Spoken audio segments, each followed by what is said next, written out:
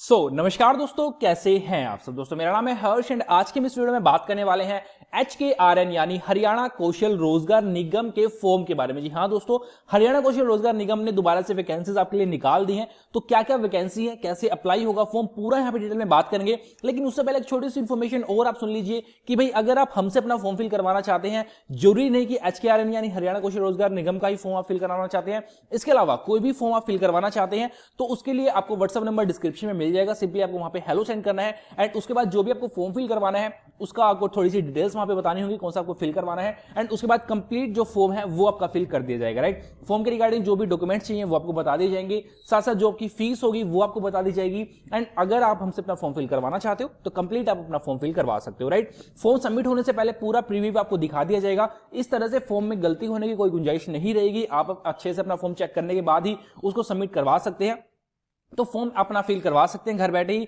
And चलिए अब बात करते हैं हरियाणा कौशल रोजगार निगम की वैकेंसीज के बारे में। देखिए, जब यहाँ पे आप ऑफिशियल वेबसाइट पे विजिट करोगे तो यहाँ पे एक ऑप्शन आता है जॉब एडवर्टीजमेंट का। आपको सिंपली इस पे क्लिक करना है एंड क्लिक करने के बाद जितनी भी वैकेंसीज यहाँ पे निकलती हैं सभी आपको शो कर दी जाएंगी। राइट, यहाँ पे देखिए जॉब के रोल से भाई किस किस डिपार्टमेंट में आपकी जॉब है वो आपको यहाँ पे दिख जाएगा। जो वर्क है वो किस चीज का है, वो फील्ड टेक्निकल का है, टेक्नीशियन का काम है एंड क्वालिफिकेशन आपको यहाँ पे क्या चाहिए होगी, ये आपकी क्वालिफिकेशन होनी चाहिए।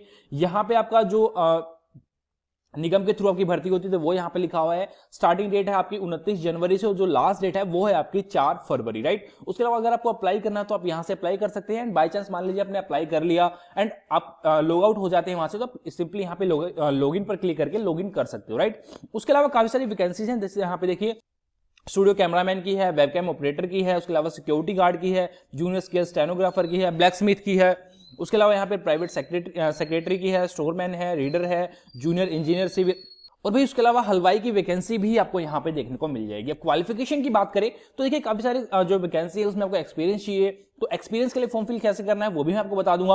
अब देखिए यहाँ पे क्वालिफिकेशन की बात करें तो सबसे पहले बात करते हैं 10th बेस की। देखिए यहाँ पे 10th के लिए भी कुछ एक फॉर्म है, जैसे यहाँ पे 10th पास मैट्रिक जिसे हम बोल सकते हैं। उसके अलावा नॉलेज होनी चाहिए आपको हिंदी की, राइट। उसके अलावा 2 इयर्स का एक्सपीरियंस होना चाहिए इन टीवी चैनल का, तो भाई यहाँ पे एक्सपीरियंस मांग लिया 2 साल का। उसके अलावा देखिए यहाँ पे 12th बेस की अगर हम बात करें तो अगर आपके पास 12th में कोई भी स्ट्रीम थी, आर्ट कॉमर्स साइंस कोई भी स्ट्रीम थी, तो आप इस सिक्योरिटी गार्ड के लिए अप्लाई कर सकते हो। तो भाई यहाँ पे आप 12th पास आप होनी चाहिए। उसके अलावा यहाँ पे 10+2 के शॉर्ट हैंड स्पीड मांग ली, 100 वर्ड पर मिनट की, इंग्लिश की 80 की है।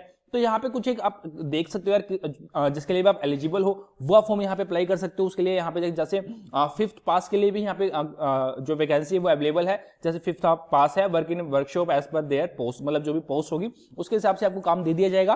तो भाई उसके अलावा यहाँ पे और भी काफी सारी वैकेंसी है, जैसे यहाँ पे 10th pass should be able to prepare sweets and best quality, मतलब भाई यहाँ पे आपको 10th पास होने चाहिए और आपको अच्छी मिठाई बनानी आनी होनी चाहिए, तो आप इसके लिए अप्लाई कर सकते हो। राइट, यहाँ पे कोई भी आपको एक्सपीरियंस की जरूरत नहीं है, बस अगर आपको काम करना आता है, आप अच्छे से काम कर सकते हो तो आप इस फॉर्म के लिए अप्लाई कर सकते हो। राइट, अब चलिए बात करते हैं यहाँ पे कि आप फॉर्म कैसे अप्लाई कर सकते हो। तो कोई भी फॉर्म आप उठा लीजिए, जैसे मान लीजिए अगर हम बात करें यहाँ पे भाई हम यहाँ पे सिक्योरिटी गार्ड का फॉर्म अप्लाई करके देखते हैं, तो यहाँ पे सिंपली आपको अप्लाई पे क्लिक करना होगा। उसके बाद यहाँ पे अपनी फैमिली आईडी आपको डालनी होगी, फैमिली आईडी जो भी आपके पास होगी वो आपको डालनी होगी। अब फैमिली आईडी से एक चीज मैं क्लियर कर देता हूं भाई, यहाँ पे जो आपके हरियाणा के एप्लीकेंट है सिर्फ वही यहाँ पे अप्लाई कर सकते हैं। राइट, तो यहाँ पे आपको फैमिली आईडी अपनी डालनी होगी। उसके बाद फैमिली आईडी में जो रजिस्टर्ड नंबर होगा उस पर एक ओटीपी आएगा, सिंपली आपको ओटीपी यहाँ पे पेस्ट कर लेना है, बस कंप्लीट डिटेल यहाँ पे आपकी उठा लेगा। राइट, यहाँ पे पर्सनल डिटेल आपकी उठा लेगा, कम्युनिकेशन जो एड्रेस है वो आपका यहाँ पे उठा लेगा।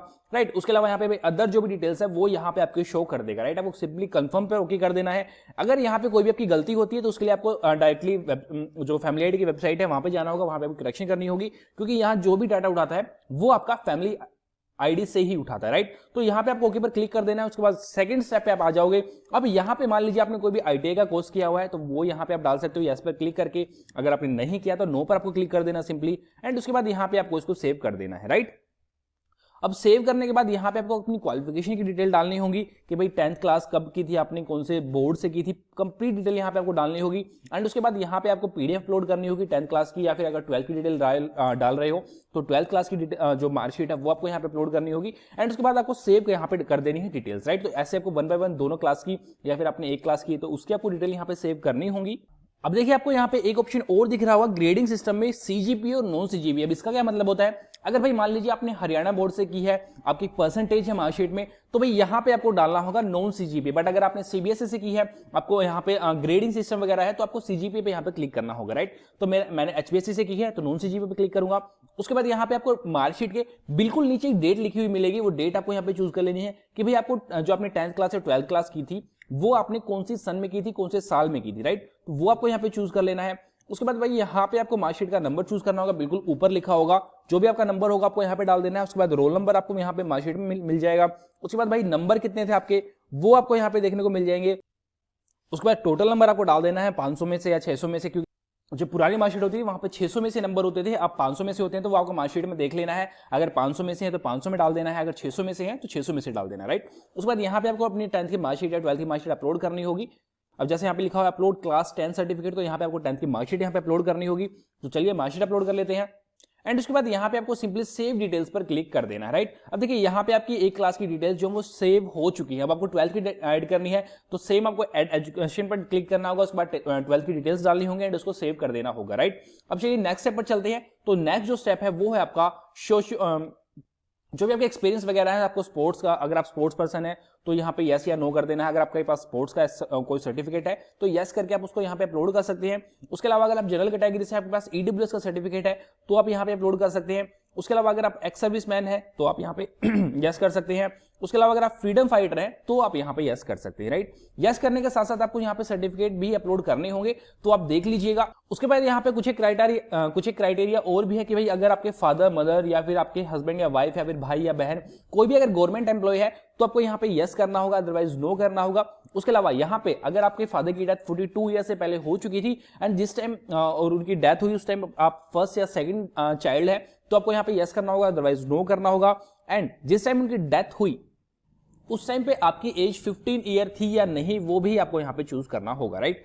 तीनों ऑप्शन चूज करने के बाद यहाँ पे आपको सिंपली सेव कर देना है। सेव करने के बाद नेक्स्ट स्टेप पर आपको आ जाना है जो कि आपका फाइनल स्टेप है। अब यहाँ पे आपको चूज करने होंगे आपकी जॉब की लोकेशन कि भाई आप कहाँ पे जॉब करना चाहते हो। जैसे मैं भिवानी में करना चाहता हूँ, भिवानी डिस्ट्रिक्ट हो चुका है। अब यहाँ पे भिवानी की जो प्रेफरेंस है मैं उसको फर्स्ट रखना चाहूंगा।